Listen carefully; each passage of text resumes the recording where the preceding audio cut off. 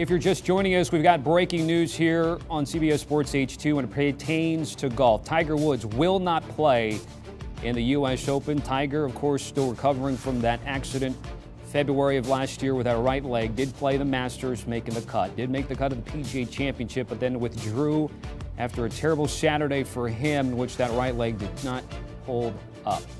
Tiger Woods took to Twitter to make that announcement, said in part, "My body needs more time to get stronger." When we take a look at the majors for him since winning the Masters in 2019, mixed results, of course, the accident thrown in there in terms of the time frame for him, which is the gap between November of 2020 and then the most recent Masters. But again, 47th finish back in April, and then a withdrawal after his 78 or 79, I would say, 79 on Saturday in Tulsa, Oklahoma.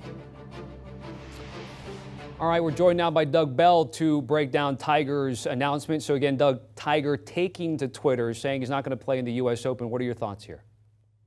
Well, not a surprise.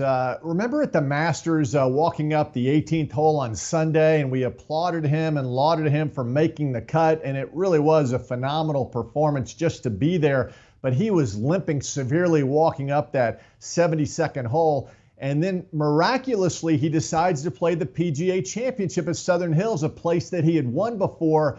But when he got there and after the practice rounds and played 3 rounds, made the cut, it was obvious the course, the terrain, the bunkers were just too difficult, put too much strain on his injured leg. So we withdrew that final round. So this is not a surprise at all, Tommy.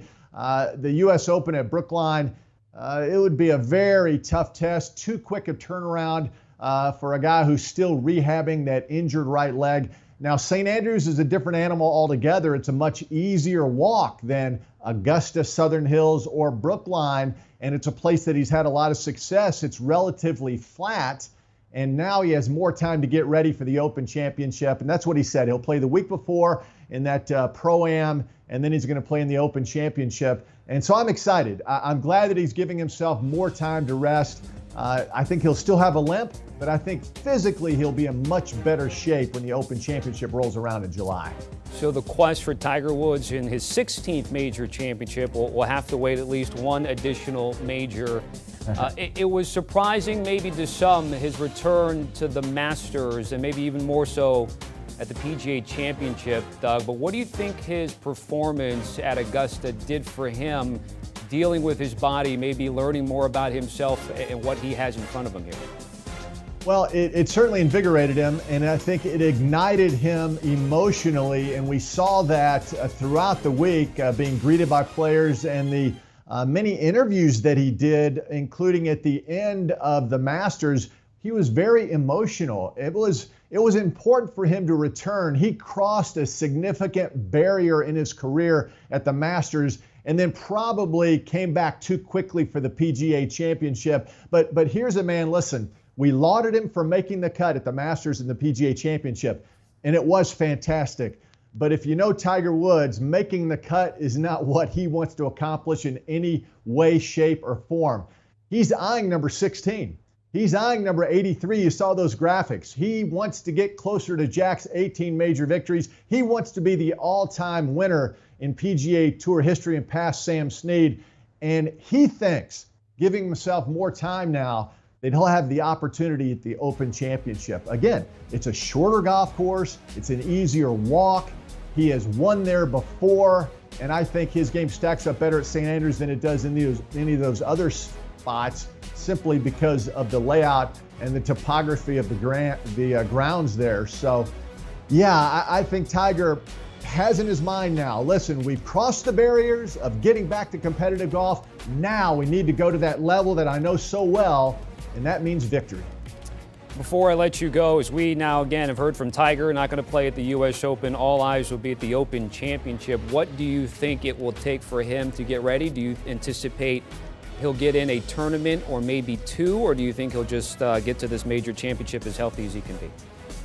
Well, Tommy, anybody who saw him at the Masters and at Southern Hills, his swing was a thing of beauty. I mean, this guy's swing is where it wants to be. He's always had one of the best swings in the game.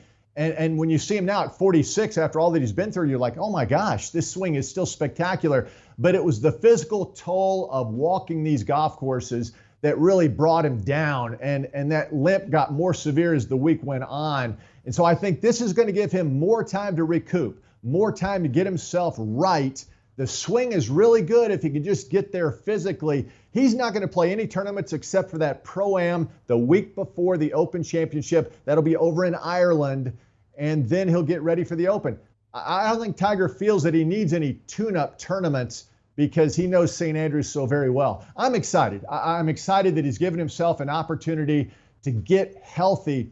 He'll never walk without a limp. He'll never be 100%. But I think we're going to see more of the Tiger Woods you and I are familiar with, the guy who won at the Masters number 15 when he tees it up at St. Andrews in July. And listen, he still moves the needle. I'm excited about the U.S. Open next week. I'm excited about all the things that lie in between.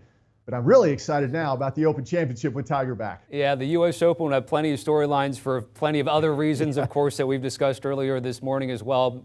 Not having Tiger Woods, not optimal, but again, we will see him, or we at least to expect to see him at the Open Championship. Doug Bell joining us here on CBS Sports HQ. Doug, certainly appreciate it. Again, we have the RBC Canadian Open, which a lot of the top players are using this week as a tune-up for the U.S. Open in Brookline, Mass. Next week. So we see the odds there. John Rahm and Scottie Scheffler are your co-betting favorites at Caesars Sportsbook at 12-1. Rory McIlroy and JT close behind at 14-1. And then you see all the cluster of guys at 20-1 or more. And that includes Dustin Johnson, who this morning officially resigned from the PGA Tour, going to play his first LIV Tour event this week just outside of London. Do you want a sports network that delivers everything that matters about the game? The highlights, the picks, the instant analysis, no yelling, no fake debates, no politics. Hit the subscribe button and never miss a moment.